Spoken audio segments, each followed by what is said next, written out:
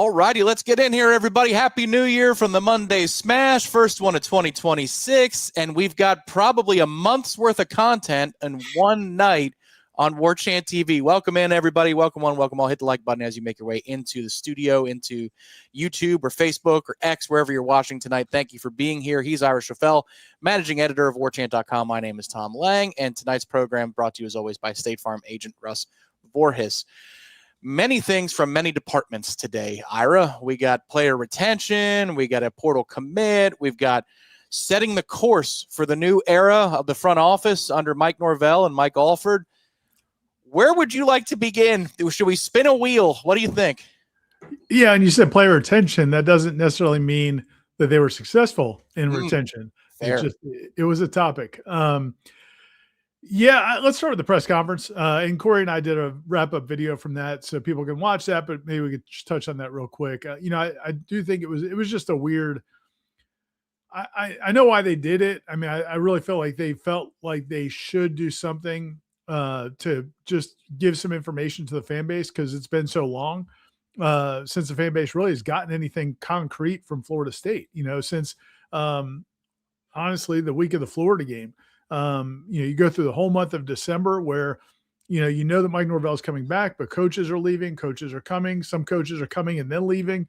The transfer portal, all this, for a month, there's kids going into the portal, but you can't get players out of it until you get to January.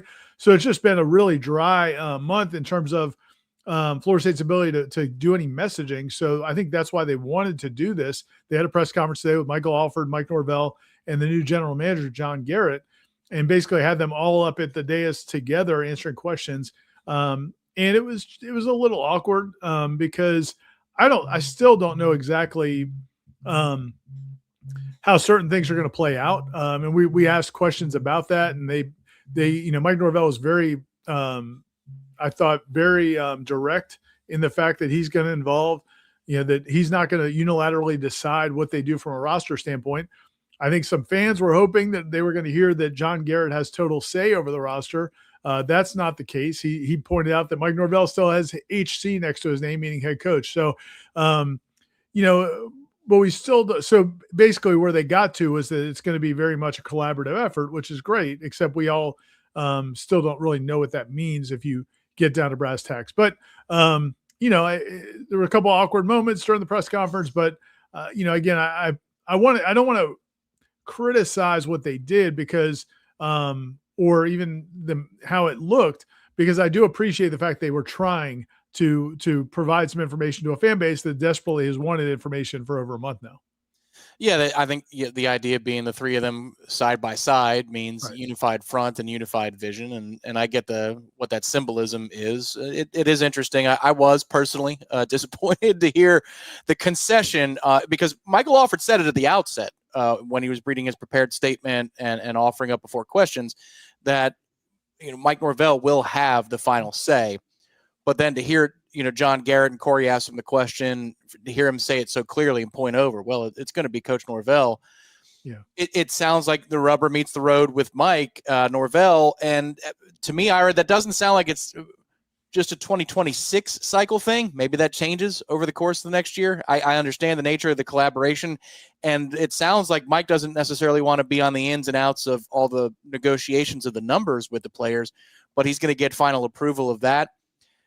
I was hoping that I would hear reports to Michael Alford, but I suppose the moment that you put the three of them on the dais, you wouldn't have two guys there talking about how they're going to be working together to run the program and Mike just twisting in the wind over on one side. So that probably should have been the first clue that was how they're going to lay things out. Right. And just to clarify, I mean, John Garrett does report to Michael Alford. Mike Norvell can't fire John Garrett, to my understanding. I mean, he is working independently to some degree. But in terms of who gets the final call, if they're debating between quarterback A and quarterback B, that's where I think Mike Norvell is going to have final say. But I don't know that I would go too far with how long this stays in place, because I think part of the issue for Florida State in this moment was you already had a head coach in place. So it's hard to tell a head coach you already have in place. Now, fans can have their feelings about Mike Norvell, but he is the head coach. It's probably impossible to come to him now and say, okay, now your roster is given over completely to this other person. And because at that point, it's not the job you hired him for. Now, if Mike Norvell leaves at some point and you hire a new head coach, I could see the structure changing. So that's the only thing I would say. I don't know that this is a long-term thing for the end of time. It may be as long as Mike Norvell is here, because he was already here. He's in year 6. I do think it would be a little bit strange to make a drastic change in how the operation works while he's still here. We're going to get to portal stuff in just a moment, but I'm just wondering, Ira, in the hours since you recorded the wrap outside of the new football facility, what a wonderful backdrop that was too, for the camera shot. Looks nice. Anything else occur to you about the way that presser played out as it has more time to breathe in your mind? Anything that you want to comment on in terms of what you hope to learn versus what we all learned together as that was held at 3:15 this afternoon? I'm not really, just because there's a lot of there was so much going on during the press conference that it's hard to like take normally, you can read body language, you can there's little tells, but the way somebody says something, the way somebody phrases something, you can kind of take things away. But this one, because it's happening in the middle of the portal, where literally when right before we walk in, the Desir twins agent put out that they're going in the transfer portal. Just a few minutes before that, the running back, Trey Wisner. Yep. Wisner, thank you. Committed to Florida State, former Texas running back. A little after that, DJ Lagway's getting interviewed, talking about his visit to Florida State. So there's just all this stuff going on. Then, after we're done, we get the alert that Justin Cryer, a linebacker, Justin Cryer, has gone into the portal. In fact, in the video that in the wrap that Corey and I are shooting, Aslan zoomed in on Cryer and talking to Ashlyn Barker in the parking lot, presumably talking about him going in the portal. So Mike Norvell is sitting there at the dais dealing with all of that. John Garrett's got all that in his mind as well. They've got kids here on visits at the time. 2 offensive linemen were about to arrive, and you're also doing this press conference. So it's just I think when you watch it, some of the body language, you can make some thoughts about kind of where guys are and how unified that front really is. I also just would, encourage people to remember there's a whole lot going on right now. Kids going in the portal, kids getting hosted on visits, kids making decisions, and then all the financial realities that go along with all of this. And those realities came to bear. Ira just listed it out, but for those of you that are joining us saying, well, what happened today? A lot. We'll begin with Amari Williams in the morning, Florida State defensive lineman. I don't know if he's officially in the portal yet, but he announced intentions via social media that he will enter the portal. The Desir twins, Mandrell and Darryl, aim to enter the portal. I don't think they're officially in the portal as we sit here at 7:14 p.m. on a Monday night, but they put that out through their agent and their reps, and On3 got it. Hayes Fawcett got it. And then Juice Cryer also on the exit front. That went down an hour or 2 ago, probably 2 hours ago at this point, that linebacker Justin Cryer and he had entered the portal, like he was in it in the portal. So a little bit different between some of those cases. Desir's not quite in there yet. Justin Cryer is. And then Trey Wisner, running back from Texas starting running back, over 2,000 yards from scrimmage the last couple of years, is now in the fold for Florida State. That visit was conducted this morning. There was a lot of bombast, according to our Matt Lasser, who was there on the scene. A lot of celebration, energy like that. I wonder, Ira, if it wasn't a situation where the Desirs entered their names into the portal or their agent put that out there, the Wisner news came within 10 minutes of that. I wonder if Florida State said, yeah, let's go ahead now with some good news to quell, because they did get a good player today in-house in that running back from the Texas Longhorns. Yeah, that's fair to surmise the same thing, because we were hearing that Wisner had committed. As you said, Matt Lasser saw some activity on campus that made him believe that he had committed, but they weren't going to announce it. And there was talk that maybe it wouldn't come out right away. Maybe they would wait for till later or tomorrow before it actually got announced. But then, like you said, yeah, once the Desirs went in the portal and this press conference is scheduled to be held, maybe get some good news out there in the meantime, which I wouldn't blame them if that was the case. But as far as one thing I wanted to say about like the whole player intends to go in the portal, player intends to visit this school, player intends to visit that school. I was talking to a friend of mine who's at another school who has a similar front office position, kind of like a GM position at another school, and a Power 4 school. So similar kind of athletes. And we were talking the other day, and he said that, in one day they had one player come in and they told this player that they had no rev share money for this player. And the player basically put some stuff on social media, basically telling people that he was told them that they weren't really interested. This player basically went on social media and was acting like he was about to commit. Like he was kind of teasing that he was about to commit. Another player that, there's one conversation, he goes on social media or talks to the media and says something completely opposite of what he told them. And so it's just, there were 3 cases in one day that this person told me about where they had a conversation with a player. There's a certain situation going on, 3 different players, 3 different situations. All 3 of them either went on social media or talked to the reporters and said almost the exact opposite of what reality is. So there's a lot going on, man. Like there's smoke screens, on top of smoke screens, there's leverage, there's negotiations taking place. And so things can look very dire, and I'm not telling you that everything's going to be okay, but not everything you read and see is exactly what's going to happen either. Well, I can tell you that one of the players who entered their name in the portal today confused people over at Florida State, saying, "What? Everything was good. Right. What is this news?" So yeah, there is, even within the walls of the football only facility or more, if you've got some of your operations still over there can be confusion in that regard in a big way. And right now, Florida State's trying to sort through all that. We're trying to sort through all that for you. You're going to get portal intel here in about a half an hour's time. If you have questions for our own Matt Lacer, who's been out there every day outside the football facility, our own Nick Carlisle, who's now a full-time member of the staff, you've seen a lot of their videos over the last few days on Warchant TV. It's the Warpath brand, which now has all sorts of portal intel available to you. If you have questions for those guys, file those away in the chat right now. Director Nick, he's serving in the director's chair. He'll be in a host chair in about a half an hour, is going to make sure that those are queued and you get the answers you're looking for. Again, this smash is going to go a little bit past 8 p.m. You're going to get portal intel in depth in about 25, 30 minutes time.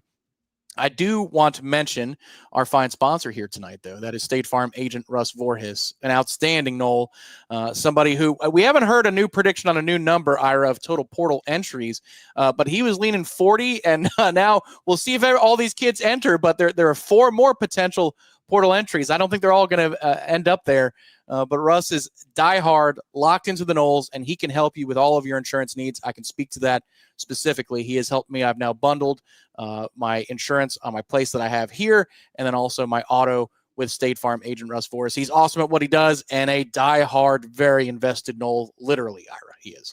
Yeah, no question. And, if you live in the Jacksonville area or the northeast part of Florida and you can drive over to his offices, certainly encourage you to do that. He's got the 2 offices over there in Jax Beach and Orange Park.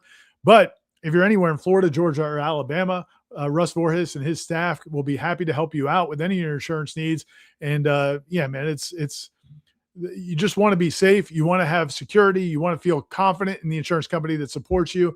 And the fact that he is a Nole and wants to help other Noles, and his staff is just very good at what they do. Just give him a call. And or go to the website also, russvorhis.com, russvorhis.com. And you can get a quote, you can get information, and you also can talk to somebody in person if you go to the offices over there. So we just encourage you to give him a shot and talk about the Noles, and see if you could give him a little pep talk, because I think he's taking this tough like a lot of you are.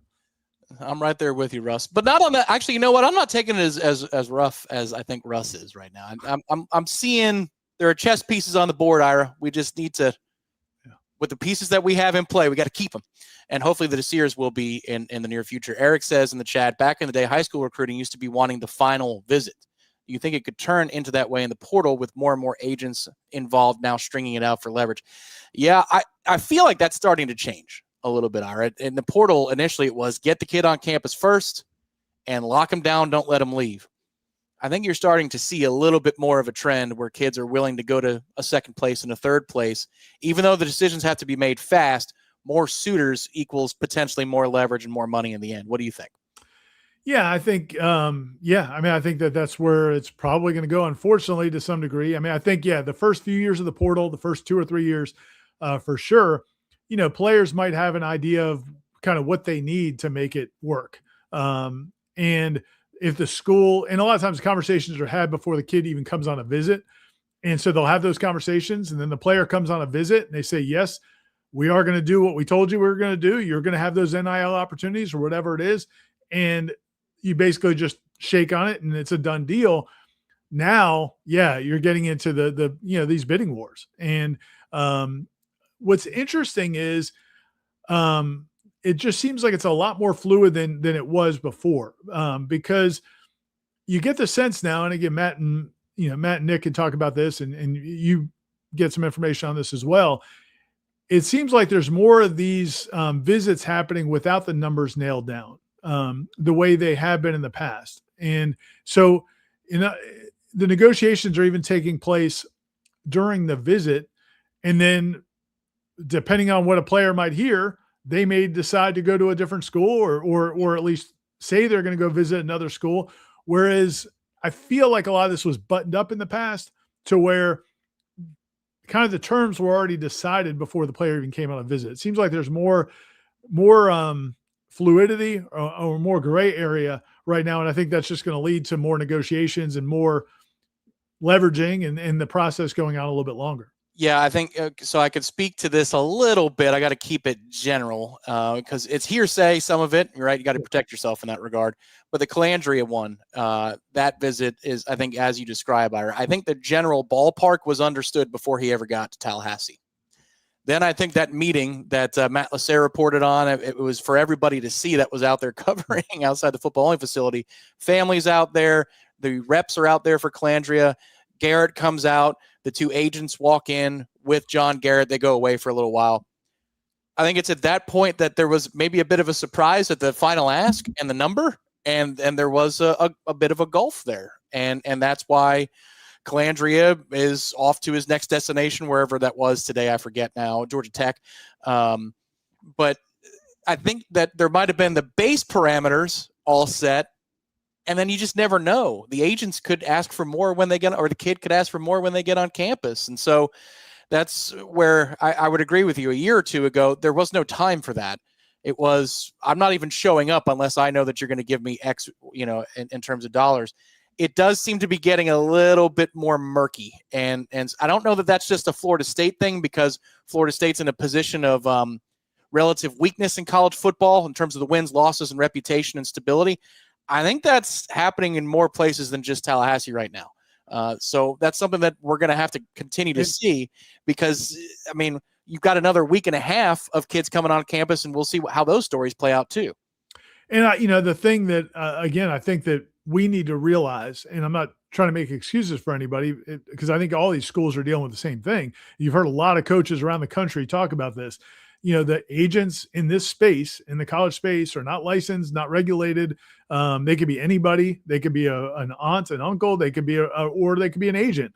But it doesn't necessarily have to be somebody that is operating with the professional standards that you would see in the NFL or you'd see in Major League Baseball. Like those types of things, I think, would be so frowned upon that the teams wouldn't want to work with an agent because of his clients, or to go after his clients if he was that difficult to work with. Now, there are different levels of how hard different people negotiate, Scott Boras in baseball or some of these other agents. But in terms of like operating above board and fulfilling what you say, man, I think there's going to be all different degrees of that. And then each school has to handle it however you want to handle it. Now, some schools where they're not concerned at all about constraints financially, then if a player or the agent comes in and says, no, we actually need more, we need this, we also need this or this, they may be like, you know what, I don't care, we're going to do it. Other schools are not going to be able to do that. And so again, we just have to see how it all plays out. It's going to be, it's just going to be, I think it's going to be another week of this, and it's not for the faint of heart. And I understand that fans are going to be frustrated as players go in and out of the portal, but it's just hard to, you just want to encourage people to realize that what's happening in the moment may not exactly be what happens at the end of the process. And the fault can lie on both sides of the equation. It could be that the representation for the kid overvalues their price. I mean, that's not to say that Calandria is definitely going to swing back. I don't know. That ship might have sailed. but it could be something where they overvalue their market, or a player like him that comes in at receiver or offensive line, they go to the next place and they realize, oh, that's what the going rate is for me. And then they might call Florida State back in that situation. Right. The Wisner one today is how it has gone historically in the portal. Kid arrives, loves what he hears, already had some sort of framework agreement, probably a ballpark figure. Let's shake hands. Let's wrap it up. Love what I heard. But I think you're going to see a lot more of this other stuff where kids just decide, maybe even mid-visit, to announce that they're going to take another visit through a major person like a Nakos or a Pete Thamel or whoever. That is the world we live in. And now, again, with this window being until the 16th, Florida State's going to be in a position, I think, just like this one, Ira, that they're in with the quarterbacks at probably 4 or 5 other positions before this thing is said and done. So it's a long-winded way of saying, buckle up, everybody, be patient with the process, because you might see a kid's name come all the way back around, just like from the retention standpoint, Rawls and Barker and Deuce Robinson. We weren't sure where they were going to go, were they going to leave or not, and they're back. I think that might be the case here with the Desirs too. Everything is fluid until pretty much you get into probably the latter part of this month when kids are actually in class and they have to be in class. Yeah. And I think that, the other thing I would, again, this is just kind of trying to let people know, if you haven't been either paying close attention or, a lot of the information is just hard to come by, but a lot of these negotiations have been going on for a long time. It wasn't like the portal opened on January 2nd and players first started talking about it. Like, their agents or their representatives have been talking to Florida State since, maybe since the end of the season, maybe even before that. I don't know exactly in terms of the depth of the conversations. And then, so if the Desir twins, for example, like I've heard some people saying, I think I saw somebody in the chat saying that they're negotiating. Well, they've been negotiating. Like, this has been going on for a while. And then this step in the process was for the agents to put out there, you know what, we're at the point now, we're going to go in the portal. So maybe they're just playing a little bit harder ball. But that doesn't mean that the process is over. The negotiations have been going on. They're going to continue. It's just, it would be like if, again, it's just like when you try to go buy a car, buy a house or something like that, and you have those negotiations are going on, but it would be with thousands and thousands or tens of thousands of people watching to see the process play out. Like, it's a weird thing, the way this is transpiring now in college athletics. And as you're signing maybe a credit form, you're like, well, we're going to change the price on you. What the hell? I'm signing the credit form right now. Yeah, it is a game that is not for the faint of heart. And I could tell you that as it relates to the Desirs, for example, just a peek behind the curtain, I heard about an hour ago, 90 minutes ago, that they feel like maybe the number behind the scenes, that negotiation that's been ongoing, might be in a decent place with Florida State. I don't know. That wasn't enough to go to the boards with. This is just you and me talking. Like, maybe, because these things have so many, this, Ira, and I know Nick and Matt know it too. There's so many twists and turns to this thing. It's like, at what point is this real? At one point is the news real? Or at what point is it just another bump in the road of negotiation? That's why it's so hard to put an end point on something. It's all commas instead of periods, really. And then you have, again, the quarterback situation it's the high profile one. That's what everybody's focused on, because that's the most important position on the field. And we have to see how that plays out. It feels like maybe there's some, you had the 3 quarterbacks on campus basically within a span of about 36 hours. Calandria was here, then DJ Lagway was here, and then the guy from Auburn was here, Simmons or Daniels. Mm-hmm. Daniels, sorry. And so you've got all 3 guys here, and very different backgrounds, very different profiles, very different probably asking prices. And so you just have to wonder what goes into the decision making for Florida State. Like, how much of it is, okay, maybe we could get this player, but can we get them to come down to this amount? Or this player is more affordable, but we don't know if he's got quite the ability level. And it's just you're kind of you're negotiating against yourselves to some degree. And at the same time, you want to get that deal done because it kind of sets up everything else. Quarterback is such a huge position. once you know who the quarterback's going to be, that can help in other areas as well. But man, in the meantime, they're juggling these offensive linemen they've got coming in. They get the running back commitment. They've had receivers on campus. It's just I wanted to ask Mike Norvell today at the press conference, like, how do you even? You said it earlier, like you could see the pieces on the table, and you're just trying to figure out how the puzzle is going to fit. Yeah. But I think with a puzzle, though, nobody's taking away pieces from you, right? And then now figure it out. Yeah. I mean, it's just a weird. We're flipping the board. All right, now you're playing with the other pieces, the other side. Yeah. I really think you need flashcards. I think you need lots and lots of flashcards. Okay, who is this kid again? Okay, hand me the phone. He's calling right now. Okay, and he's from where? We like him. Okay. What's up, Anthony? How are you? Nice to talk to you. I feel like there probably is to some degree some of that going on. It's a whole lot to sort through. That's why we'll have Matt and Nick sort through it for us here shortly. We do want to get 15 seconds of love for our guy, State Farm agent Russ Voris, and we'll commence talking about some portal stuff in terms of Florida State's roster on the other side of this break.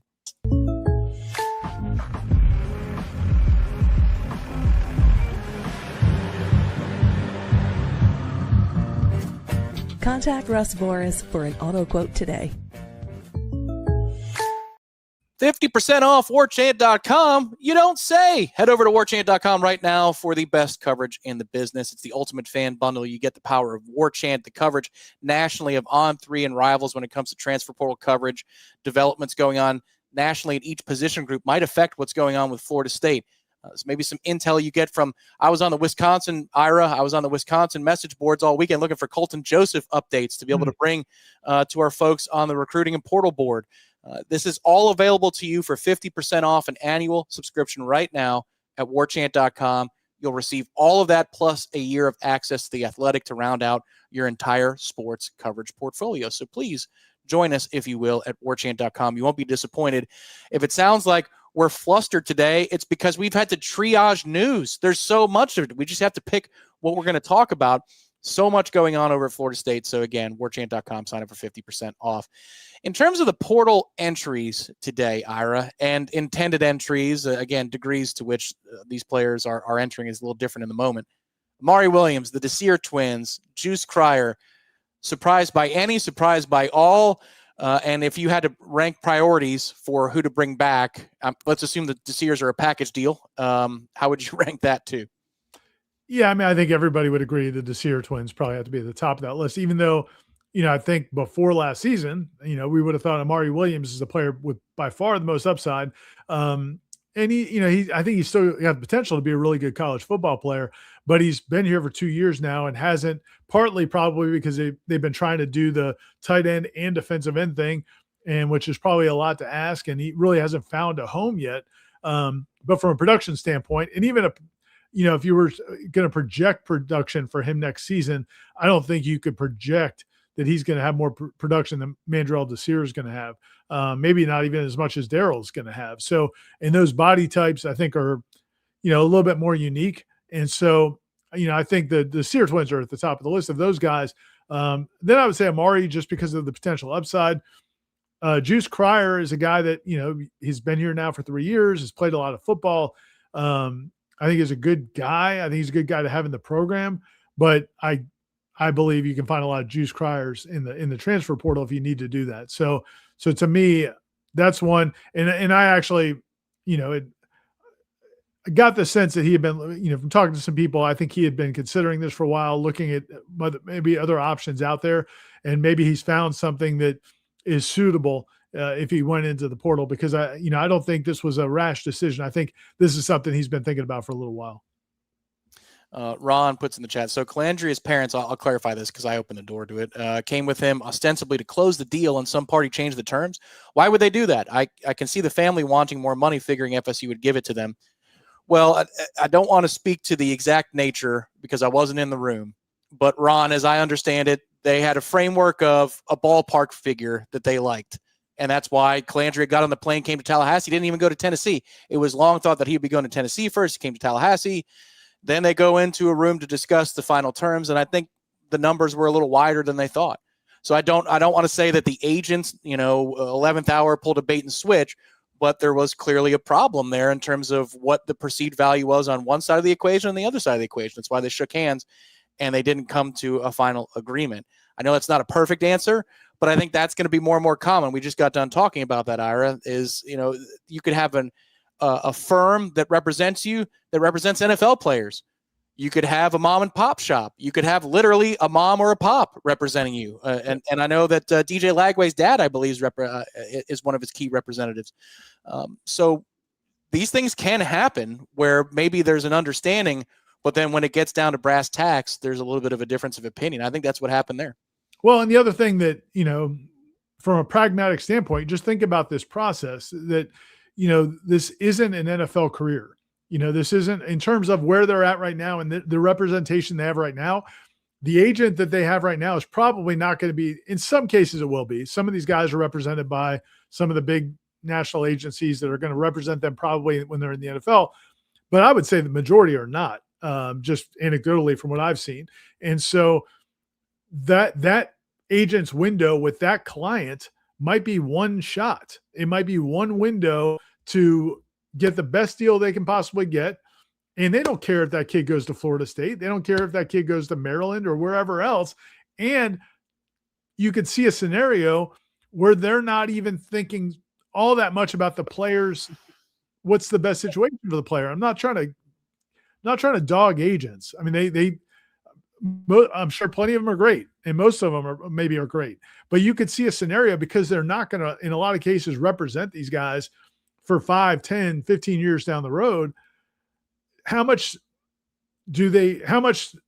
should they worry about the success that player is going to have in this one last year? Or are they just trying to maximize every dollar they can get because that's their job in this window, and that's what their commission is going to be based on, and then let the kid figure it out? So I think Mike Norvell made a comment today during the press conference about all the different people that are involved in this process now, and it's different with every player. It used to be back in recruiting, in the old days in recruiting, Jimbo Fisher, a lot of coaches would say, you need to find out who makes the decision. Is it mama? Is it granddad? Who is it that, and the part of the recruiting process was figuring that person out, because that's who you have to ultimately win. And now, man, that universe is so big, and there's a lot of different people, and they have a lot of different agendas. So it sucks, man. The worst part about this, and we talked to, former players and people around the sport, a lot of times the players are, pawns in a lot of this, and it's unfortunate. And a lot of times they get taken advantage of, and they're grown men. They're 20 to 22 to 23 years old. So I'm not absolving them of all responsibility, but I do think we have to remember that these situations are very murky because you got a lot of people involved. Wanted to ask you a question about a question you asked to Michael Alford. We're going to do that in a second, because we're going to make that what's brewing. I want to know what you think of how he brewed up his answer at the day is today. This part of the episode is brought to you by the Copper Drip, a specialty coffee brand built on purpose and quality. Our friends at the Copper Drip, now, if you've been watching the Smash the last couple of weeks, they're on board, and we love them for it. They source premium coffee beans from around the world. They partner with producers who focus on ethical sourcing and living wages for farmers. Each roast is crafted for bold, smooth, well-balanced flavor from light to dark roasts, and they've got coffee options that fit every lifestyle, whole bean K-cups and instant as well. And as a bonus, if you're in town locally here in North Florida, the Copper Drip also offers a mobile coffee cart service that can be booked for private events, pop-ups, and local gatherings. They're awesome at the Copper Drip. I owe a phone call to one of the founders of the Copper Drip to grab some coffee. He got me when we were doing some Lagway stuff over the weekend. Did Brandon. So sorry about that. I'll be getting back to you. But a fantastic company, a local company here in North Florida. But wherever you are in the Warchant multimedia footprint, they can deliver to you. Yeah, Brandon's a great guy. Huge FSU fan, by the way. He's been huge, active consumer of our content for a long time, and a huge Nole, and that's kind of what led to this relationship. But he and his wife Sierra started this business, and it started kind of as a side hustle, but man, they've really done really well with it. It's growing, and they said they've gotten a lot of response already from the ads we've done for them so far. Just kind of spread the word, and like you said, you can get it at a lot of places in Tallahassee in terms of the events that they work, or where they show up with their kiosk. If you go to their social media, the Copper Drip on Instagram, a lot of times they'll let people know where they're going to be at different events, especially when it warms up a little bit again, maybe when there's more festivals and things like that. But then also, like you said, you can order it to anywhere in the country. Go to thecopperdrip.com. I actually met Brandon the other day and I got my little supply. So he hooked me up, and it's awesome. Kim and the kids were in town over the weekend and they enjoyed it too. And yeah, man, it's great stuff. I encourage people to try. They've got a bunch of different flavors. They source, the beans from different parts of the world. It's in all the information is on the website. So I would encourage you to go to thecopperdrip.com and see what they're all about. And visit thecopperdrip.com, use code MSMASH15, MSMASH15, and brew something meaningful or book the Copper Drip for your next event. All right, so what's brewing? You were asking Michael Alford today, I know this, it was around the 12-minute mark, or somewhere in there, in the press conference, about the salary cap and about how the salary cap is perceived and what the reality of the market is bearing, because quarterbacks, as you put it in the question, upwards of $6 and $7 million in terms of total compensation available to quarterbacks.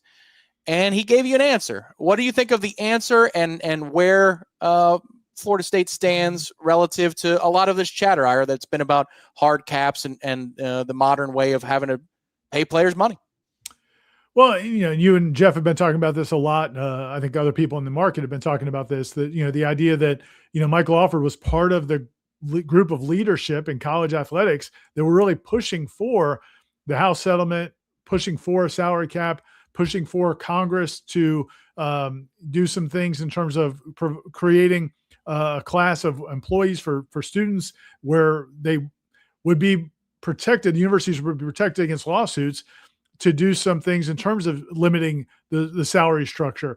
The problem is, Congress has not acted on that.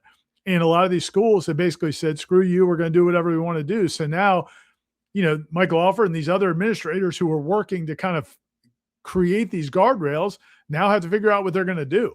And, I thought his answer was probably about as good as in terms of more as forthcoming as he's probably ever going to be in that setting.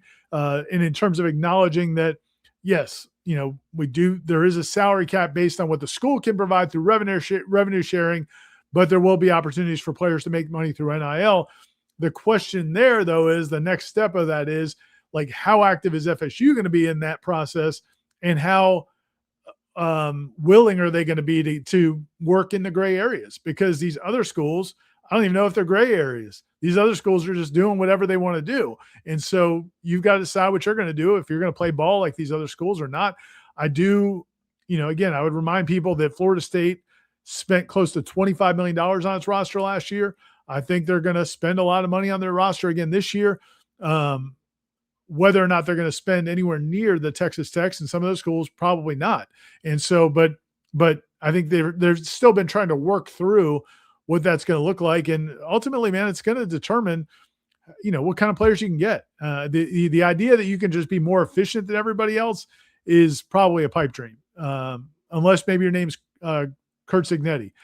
He apparently has got it all wired, although they spend a ton on their roster. But, I just think that they're however they rationalize it to themselves, I think they probably come to the reckoning that they've got to spend to compete. And that's just the reality of it. Jeffrey has a question in the chat here, and thank you for being a member of the channel, Jeffrey. He says, my question is it going to change where you don't have to worry about these kids going to the portal every year, where you can have them on a contract where they have to fulfill the contract first? I think the answer to that is yes and no, because as we discussed last week on a video here, Ira, offset language and the cost of buying out a player through rev share deals at least appears to have some teeth for Florida State in this specific cycle for some of the kids that are back on the roster for 2026. So to Jeffrey's question, there's a little bit of protection there if there's a clause in a revenue share agreement where you could say Georgia wants a player from Florida State. They'd have to pay $50,000, $100,000, $500,000 to Florida State just to be able to pay the player and bring him onto their roster. That is happening right now, but I think the answer largely what he's looking for, no, you're going to have to worry every year because collective bargaining and employment status is probably the only thing that would save you from having to re-recruit your own roster. And John Garrett spoke to that today a little bit too. Yeah, I thought he had a great line when he said, he said essentially every player on your roster is in the portal, whether they're actually in the portal or not. They're at least considering their options. Like there's probably nobody, there's probably not anybody on this team that hasn't considered what they could get if they went into the portal. But that's not unique. I mean, again, I'm not trying to defend Florida State, but if you look around this country, I just think we tend to hyper focus on Florida State because that's the team we all cover and follow. But if you look around the country, there are kids on teams that had elite seasons, great seasons, and kids who started for 2 years or 3 years and were key players and leaders of those programs who've gone into the portal. Like this is not a unique thing to teams that went 5-7 or teams with head coaches who are on the hot seat. I mean, this is just the reality of this sport now. And then the question becomes like, this is why Michael Alford and those other administrators were working to create some sort of system where they could go down this to kind of put some parameters, but they have not been successful. It's just not happening. And so, yeah, and until something changes, here we are. I did, to your point though, about the offset language, talking to people in the industry as recently as 6 weeks ago, there was a feeling that offset language still might not be enough. That if Texas or USC or some of these big money schools wanted your player, they'll just write the check. They don't care. And they're going to come get your players. To your point, I think there's been more schools have been more reluctant to do that than we probably thought. So that's a good thing, at least for now. Which is good. Yeah, I agree. I think eventually, too, personal speculation that they might eventually challenge some of these clauses in court, but right now they're not.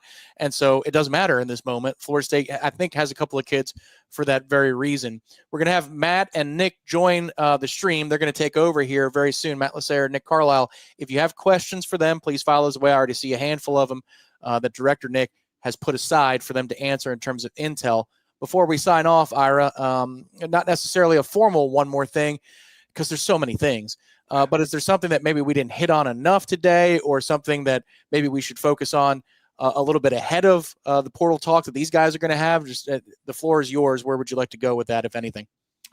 Yeah, no, I mean, I think it's just hard to nail anything down. I mean, in terms of that, I mean, it's hard to, this time of year is even with the portal itself, it would be, what we view our jobs as media people who cover a college football team is you want to provide information and context to help people understand what their team is going to look like. This time of year used to be a time where you'd look at, okay, these are your losses from your roster, and this is what you've got coming back, and this is what you need to go get, or whatever it is. We can't even do that right now. Like we had started doing some position breakdowns of what the portal needs might be. But as soon as we would do one of those, everything would change the next day, whether it was players like Jabril Rawls and Ashlyn Barker coming back and Earl Little maybe coming back as opposed to leaving. And now it's, it is a constant state of flux. And to your point, it's going to end to some degree when the portal closes in mid-January for players entering the portal. But you're still going to see some activity after that. I asked somebody, what's the latest that Florida State could get a player in? And they said, well, it's supposed to be the middle of the month, probably around January 16th, somewhere in that ballpark.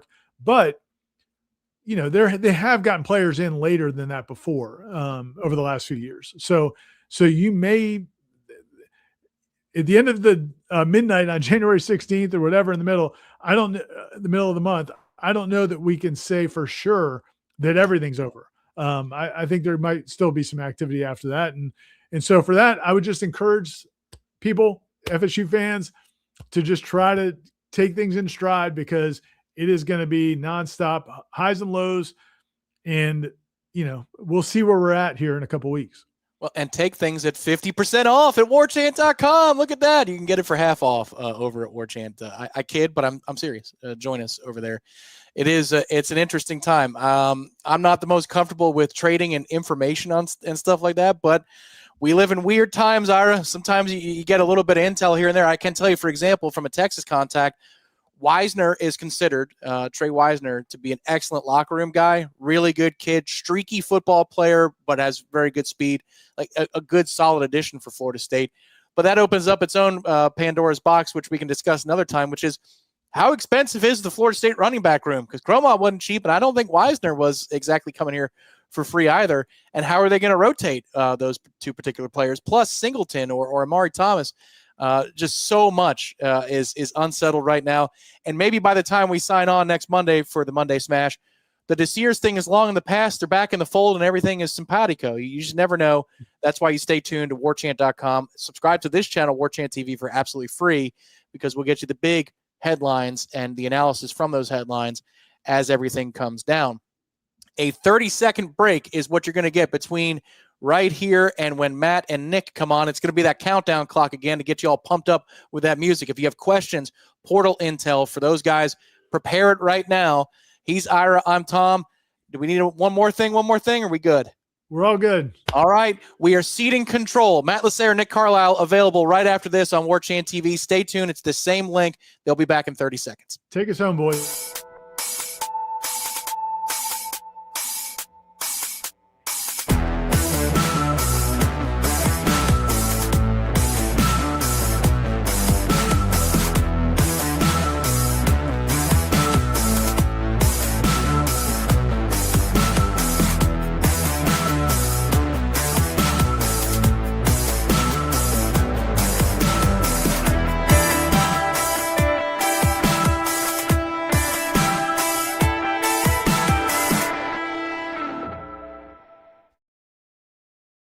All righty, welcome back into the Monday Smash presented by State Farm agent Russ Vorez.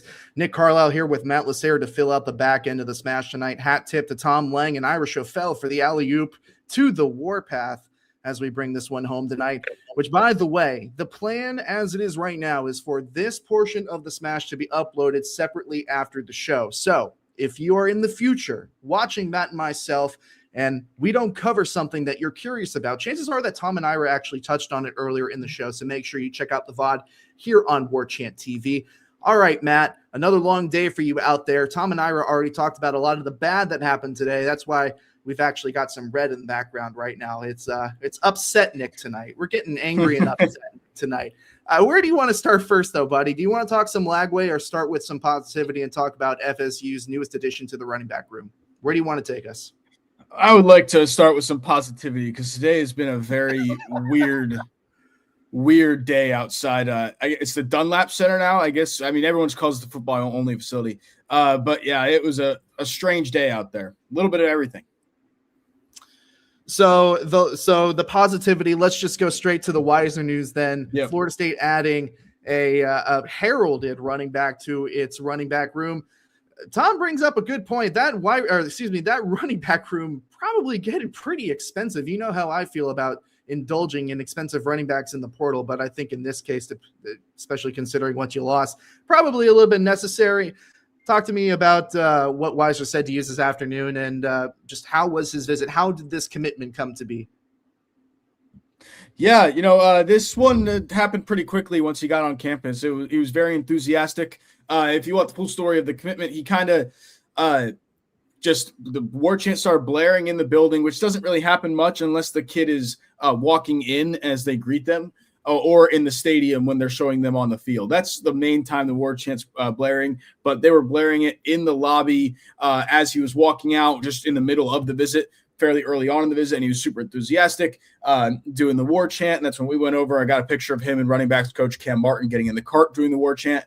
So he was very excited. Then he said afterwards that he had a pretty good idea that he was going to commit. He just needed to get in and kind of get a feel for coach Cam Martin. And once it was that, it was all good. It's actually kind of interesting, which I didn't really know this because I think it was before I was working and covering recruiting, was that Florida State was actually his first offer. And Chris Thompson was very involved in this recruitment way back when, and he was actually, scheduled to visit, and then Texas happened, and he didn't want to go that far from home at the time. So that's a kind of a cool little tidbit in there. And obviously Thompson's one of the few people on the staff that are still at Florida State since then. But yeah, man, that's actually like a really good addition. Like a really big. He was a 1,000-yard rusher at Texas 2 years ago. I think he was a little banged up. I actually think I remember. I'm not 100% sure on this because I don't know the Texas roster that well. But when I went to the Texas Clemson playoff game last year, a running back went down, and I think it was him because I remember thinking it was Jaden Blue, and then it not being Jaden Blue. So that I was the assume year it was that him. every Texas running back got massacred on the football Yes, field. yeah, Christian Baxter, Clark, that Kendrick was Baxter, everybody. yeah. Good Lord. And I think that's part of the reason why he was a 1,000-yard rusher that year and not this past year, because it was a lot more running back by committee this past year. And that year when people were hurt, I think he got more carries. Well, speaking of running back by committee, is there a chance that this is the heralded Gus Warhorse, the one running back that's going to get a majority of the carries, or are we still going to be seeing a running back room by committee? I don't think you're going to have the answer to that, but do you think there's a possibility that getting a running back that has this caliber of not only production but experience is going to change that? Yeah, I think it will. Look, at this point, it's a wait and see. The thing that you have to look at in this one is that the running backs coach didn't have anyone he recruited in that room. So the reason they're probably going after a running back is to give him one guy and throw him a bone there. But Wisner's really good. Like, this running back room is talented as hell. And if you can get Chroma, I honestly hope they don't do a bell cow. I hope they don't, because I want Chroma to get going, and I know you do too. But it's I hope it's split evenly between the two of them, because I think that could work out really well. All right, so DJ Lagway showing up on campus this morning. I honestly thought that I'd been watching too much Stranger Things, that this was the upside down. Watching that guy come on campus this morning, a little bit of a different feel, just in terms of how his visit went as opposed to how Calandria's visit went a short time before that. I don't know if you agree with me on this, but Calandria felt like a negotiation. Lagway felt more like an evaluation. He has always said, or at least his representation, which is his father, I do believe that he is going to continue to take more visits, but it does seem like he had at least a good time today.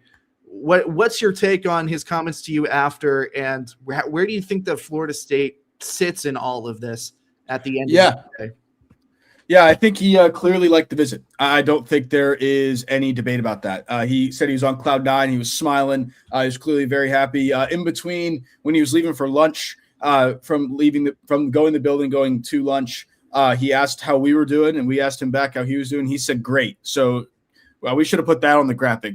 Great. DJ Lagway said he's doing great. But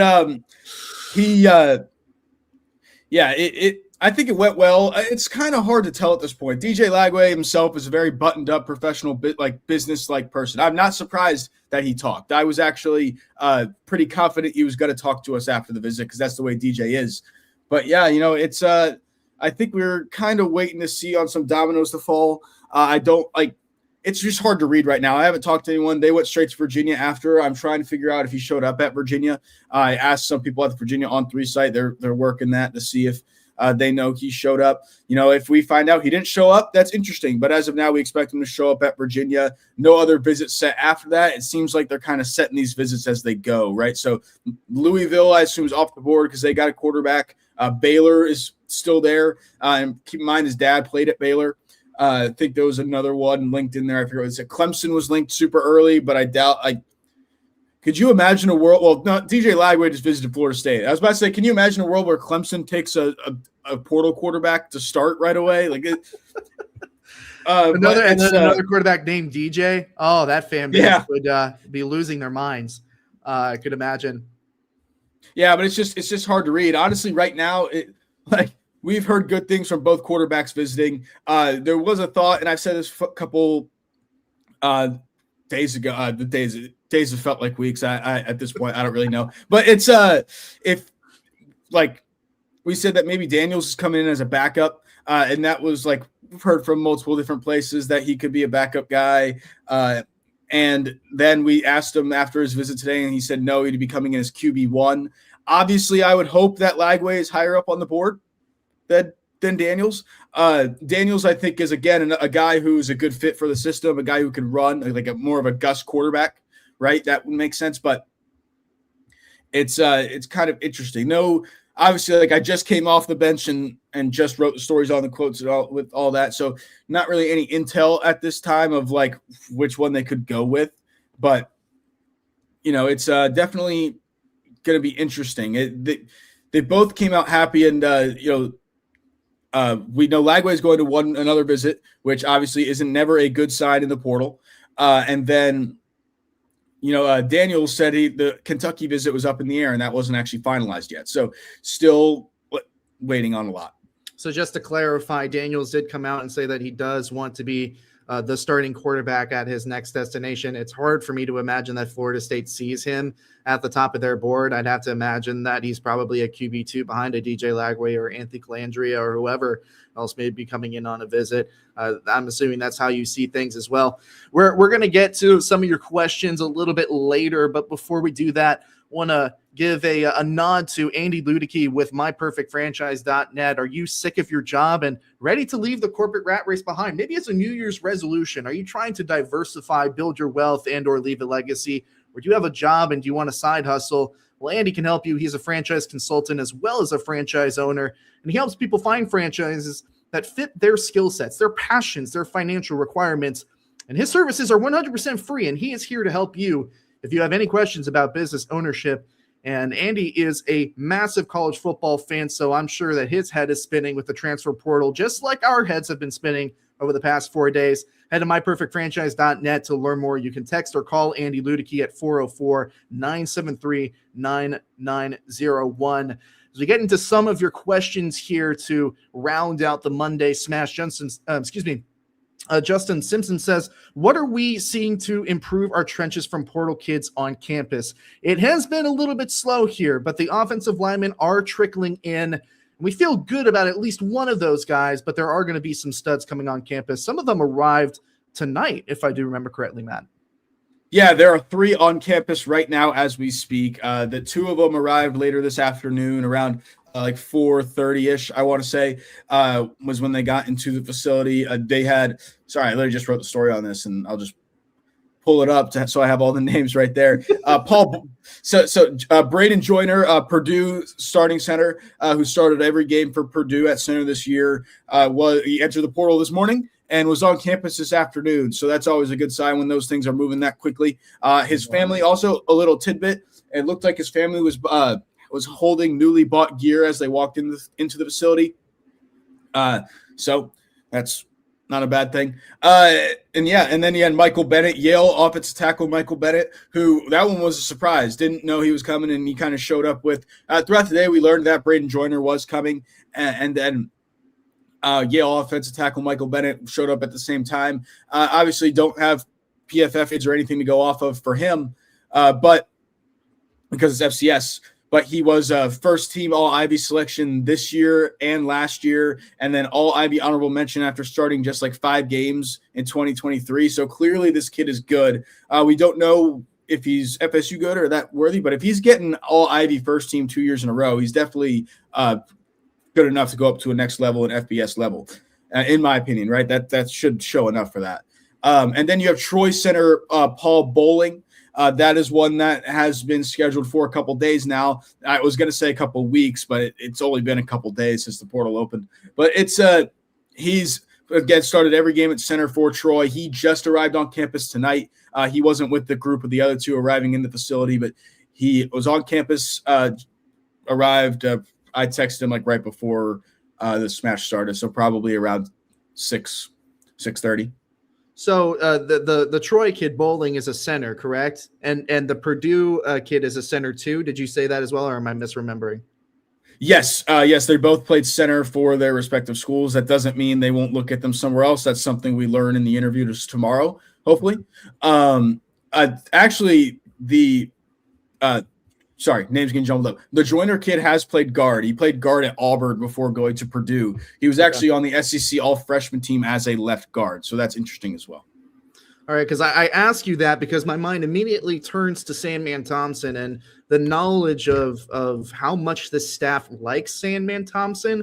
It's just a matter of if he's ready to make that leap during his second season. So I don't know if we want to treat this as a lack of confidence in that, or if we want to treat this as just bringing in competition, some added depth. But I imagine if you're bringing in these guys, you're probably pitching them on the idea of having at least a shot at starting, especially guys that have had the experience that they do. So that's interesting to me, because you conventionally, you look at it and you say the entire line, and you look and you say center might have been the position that, oddly enough, you might have felt the best about, or maybe at least top 2 across the line. Obviously, there's Otto at whatever guard slot you want to put him in. But that's interesting that they're bringing in multiple centers here. Let's see.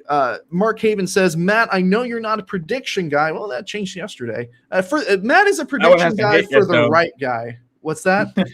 That hasn't hit yet, though. Still waiting on news there. I know you're not a prediction guy, but what are the chances the Twins come back? Are they officially in the portal, or is it still just intent? Don't think they're officially in the portal yet. Maybe we can have somebody check on that, but I think they've just announced intentions, and that's it.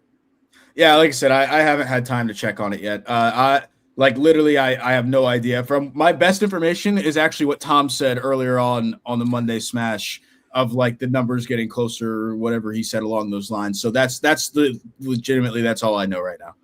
I'm going to be a little bit bullish on them returning. I don't have any information. This is kind of – maybe this is cope. Maybe this is a little bit of cope, but maybe this is also a little bit of wishful thinking. Knowing what you know about the Desir twins is that they are more than likely a package deal. These kids, especially dealing with their recruitment leading up to them signing with Florida State, were insistent on playing with one another. So you don't think the kids want to go anywhere else. Right, they've been pretty we haven't asked them about. I'm sure they have already dug up the audio clip or the video clip or whatever. Yeah, I saw someone tweeting saying that he wouldn't want to leave. He wouldn't want to go anywhere else. So I'm sure folks are having a swell time with that. Yeah. But no, I've seen one tweet about that. But yeah, sometimes it could be the agent just trying to do this, because the agent's job is to get their client the most money as possible. That's their job, right? And he's doing his job. Doing this could be part of doing his job. Now, again, I don't know. I obviously, if they're not officially in the portal, there's still a chance that they can come back. I think is one that Florida State needs to retain. I think we all agree with that. The portal additions today, we went from talking yesterday about, they've done a good job retaining who they need to retain, to the ones today have completely changed a narrative. So it's I think they do need to figure it out with the Desir twins. It's pretty important that they do. I would lean towards that they do. I'll go with that, because I think we all know how important they are to a foundation, or to at least having a foundation, trying to have a foundation for this program. Especially with the wealth of defensive linemen that we've seen on campus already. I went to the Corey Clark School of Sarcasm for that one. A lot of defensive linemen on campus. No, but I do think that, I think we need to treat the Desirs as you treated their recruitment originally, and what you know about them, which again is that they want to play with each other. They want to be valued equally. So let's say Mandrell just had his all ACC 6-sack season, but Mandrell, I think 23 tackles, 1 sack, definitely not as much PT as Mandrell, probably not being paid the same. Ideally, you probably want to have equal footing there. I don't know if that's the case, but I would imagine. I think equality is really the linchpin here. So they want to play together. I don't know how many programs they're going to be able to go and play together that have the roster spots open for both of them, that are also being willing to pay the price point for whatever they're working towards. I don't know. I feel more optimistic than not that they would end up returning, but we don't have information on that. That's purely gut feeling and maybe some optimism brewing here. Let's see. Matt Floyd says, did they ever inquire about Deuce Knight? A couple of quarterback questions coming in, Matt. Nope. Yeah. That was Boston College or Ole Miss. Yeah, none of the QBs, including Sorsby, this is more of a statement than a question, but I thought this was interesting. None of the QBs, including Sorsby, are worth $4 million. The QBs from last year's class were better. What's worse, Matt? Ending up with a QB that you overpaid for, that you aren't really crazy about and won't sell you tickets, or not ending up with a quarterback from the portal at all and having to ride with a redshirt freshman, which a lot of people are at this point just saying, throw Sperry in there. Just throw Sperry in there. Why not? And honestly, it's hard to disagree with them. It's hard. It's hard. He's a talented kid. Yeah, man, that's a tough question. So are you basically saying Ashton Daniels or Kevin Sperry? In a way, not that strictly. I mean, I'm personally not thrilled with Anthony Calandria either. I don't know that I would have been thrilled with Colton Joseph either. There hasn't really been a quarterback that has shown up that's really wowed me. I don't think there's one that's out there that Florida State can afford. But it does beg the question: would you rather spend 1.2, let's say $2 million on a quarterback that really you're just like, he's kind of mid? Or would you rather just ride with Sperry, understanding that you're going to need to get 6 or 7 wins? Ideally, if you want to satiate this fan base, you're probably going to need to have more, but you're going to be riding with a true freshman to get there. Or excuse me, not a true freshman, but a redshirt freshman to get there. Yeah, I don't know. So if you ride with the redshirt freshman, my only caveat to that is that you spend that $2 million, that $4 million on offensive line and defensive line. So if you did that, I think you'd be okay, right? Is that a good trade-off there? Because I think in a Gus Malzahn offense, a quarterback could probably do well either way if you have a good offensive line, right? Because it's a run heavy and then throw the ball deep. I think we've actually seen that Kevin Sperry can make those deep throws. Did he have one against Stanford? I believe he did. It might have been a prayer that got a little lucky, but I'm not exactly sure. I don't remember. I wish I could tell you, but honestly, the Stanford. Did you wipe that from your memory? Blacked out of my mind. Not literally. Probably for the best. We were working. For context, we were working, so not literally blacked out. Probably for the best. Certainly, Men in Black memory pen wiped out of my memory, for sure. Question from Brett Taylor on DJ Lagway. Was he playing the PR game with his comments about being what do you say, over the moon, ecstatic? What did he say? If he wouldn't show up if he wasn't a serious contender for our QB. Just to start with that. Like, this is the portal. It's everything is pretty business and down to a couple things. Like, it's not complicated, right? It's money, fit. Do you like the people? Do you like the people probably goes last on that list. So it's like, if he wasn't here, the fact that he's here means FSU probably threw out a comparable number and said they liked what they saw and they could see him fit. And that means they're serious. There's nothing else. Colin actually coming in with a $5 donation. Thank you, Colin. Anthony Calandria's ACC stats. So the 2 years that he was at Virginia, paired with Ashton Daniels' career stats, 50 touchdowns, 42 interceptions. Yikes. How are we even considering this? That's kind of where I'm hanging my horse. Is that even a saying? Hanging my hat. I combined something or the other. No, those stats don't wow you. Calandria obviously having one good year at UNLV, and then Daniels coming out of a messy Auburn situation. It's tough sell for those guys. Mark Haven says, "Am I crazy, or would Deuce and Lagway be really good potentially together?" Yes, and that has got to be the fever dream that is inspiring all of this, or one of the main reasons, because he was a quarterback like that, or excuse me, a wide receiver like that, elite, probably top 5 in the entire country. You're going to want to throw to that guy. No. Yeah. And Deuce seemed to be very involved in the visit. He was around the facility a lot during that time. So was Lawayne McCoy. So it was good to see that they were throwing those guys near Lagway, or to be around him. I definitely think if Deuce should be your biggest selling point to Lagway of why he should play at Florida State.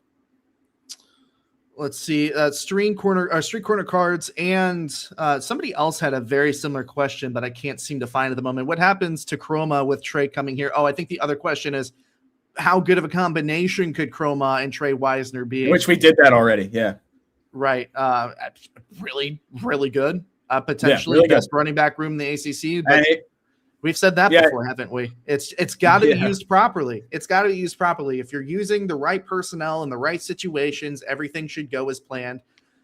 It's just that you haven't done that. Not even with or without Gus. I get nightmares of watching Lawrence Toafili be the lead blocker in a red zone, outside zone play.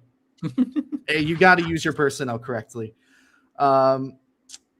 I think that is about all that we have. We've actually probably gone over our limit for tonight, but thank you so much for joining the Monday Smash presented by State Farm agent Russ Voorhees. Big thanks to Tom and Ira for carrying most of the show. They're excellent at what they do. Matt and another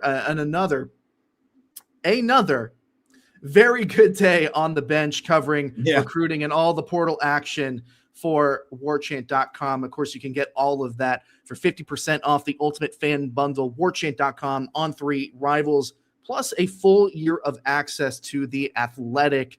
All of this information and more. Information on those who may be able to come back that have announced intentions, those that may be arriving on campus soon, some fresh faces, and what to make of the interesting press conference between Michael Alford, Mike Norvell, and John Garrett earlier today. For Tom, for Ira, for Matt Lasser, I am Nick Carlo. Thank you so much for joining us on the tail end of the Monday Smash meets the Warpath. We'll see you all very, very soon. Have a great rest of your Monday night, everybody.